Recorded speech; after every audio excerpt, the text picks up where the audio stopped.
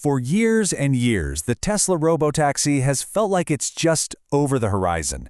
But now, well, it looks like some major moves are finally being made to scale the service. So today, we're going to connect the dots and break down all the signs that this rollout is seriously picking up speed. So, fleets of brand new Teslas are popping up in cities where they just weren't before. Is this just extra inventory for a dealership, or is this really it, the beginning of a massive operational shift? That's the big question we're digging into. Our investigation kicks off with a bunch of mysterious sightings from all over the country. You know, the kind of clues that are fueling a ton of speculation online. It all started right here, in Henderson, which is a quiet suburb of Las Vegas. A video just surfaced online showing this huge parking lot, and it is packed, wall to wall, with brand new Tesla Model Ys. Now you can imagine, the first thought for a lot of people was, this has to be for a Robotaxi launch. I mean, Vegas is on Tesla's official list for expansion, right? But, okay, let's pump the brakes for just a second. Experts, like journalist Brian White, were pretty quick to point out that, hey, this could just be a standard overflow lot for a dealership. We've actually seen these before. The fact that they're all Model Ys is definitely an interesting clue, but it's not exactly definitive proof. And then, more sightings started popping up in other cities, like these validation vehicles spotted at a service center in Houston. Now, Houston is another city on Tesla's list, so it for sure adds to this growing pattern, but again, it's all circumstantial. There's no smoking gun, at least not yet. All right, let's move on and see how this all starts to build, because this is the point where we shift from some really intriguing speculation to, well, much harder evidence, the kind of clues that are really tough to argue with. Okay, so the crucial piece of the puzzle is this tiny piece of hardware right here, the rear camera washer. Now, until this point, this feature had only ever been seen on the dedicated Model Y Robotaxis that are operating in Austin. So why is it so important? Well, think about it. For a Robotaxi that has to back up and park without a human driver to turn their head, a crystal-clear rear camera isn't a luxury. It's an absolute necessity. And this is where it all clicks into place. The Vegas lot? Super interesting, but at the end of the day, it was just a bunch of cars. But then, in Dallas, Model Ys were spotted with these exact rear camera washers, a feature you can't even order on a regular Model Y. This is the kind of specific, verifiable detail that analysts were waiting for. This, right here, is our smoking gun. And you know, it's not just about expanding into new cities. Back in Austin, where it all started, the original test program is also quietly getting bigger. A third, totally distinct, unsupervised Robotaxi has now been confirmed to be out there giving rides. It just goes to show that growth is happening on all fronts. So we kind of know the where and the how many. But what about the vehicle itself? I'm talking about the purpose-built Cybercab.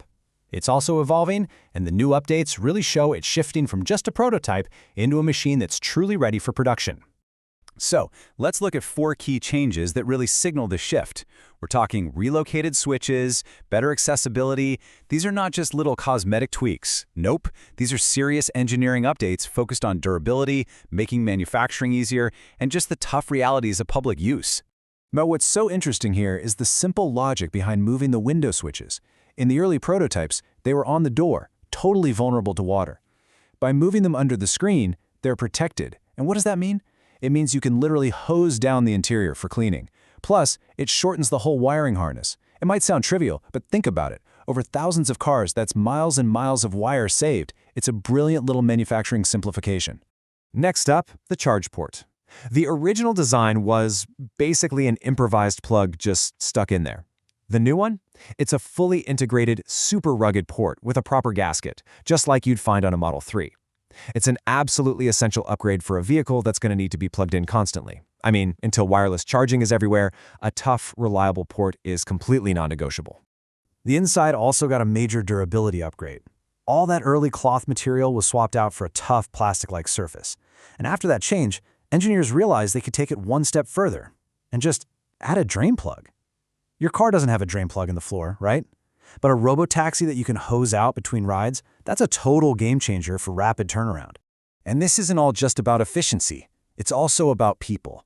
As one of Tesla's managers explained, they intentionally built the seat height to line up perfectly with standard wheelchairs.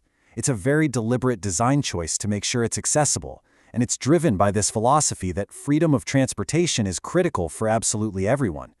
Getting in is as simple as sitting down and pulling your feet in. So when you start to put all these pieces together, you've got the new city sightings, the production-ready vehicle updates, you really start to see Tesla's much larger strategy coming into focus.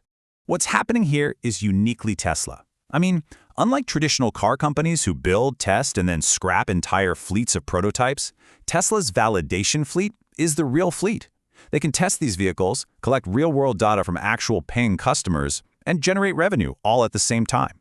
And if a vehicle isn't the final version, no problem. They can just upgrade it or use it for parts. It's an incredibly efficient way to roll out a brand new product. And this whole disruptive rollout strategy, it's classic Tesla. They started way back in 2008 by challenging the entire auto industry with the Roadster, one of which, by the way, is literally orbiting Mars right now. This history of insanely ambitious projects really sets the stage for what comes next. And as these robotaxis begin to scale, Elon Musk is already teasing the new Roadster for 2026, promising it will be the most mind-blowing product demo of all time. So, as all the signs point to robotaxis finally moving from a single-city experiment to a real multi-city network, the real question becomes, what's next? If our daily transportation is on the verge of being completely reshaped, what other part of our world is autonomous technology going to transform?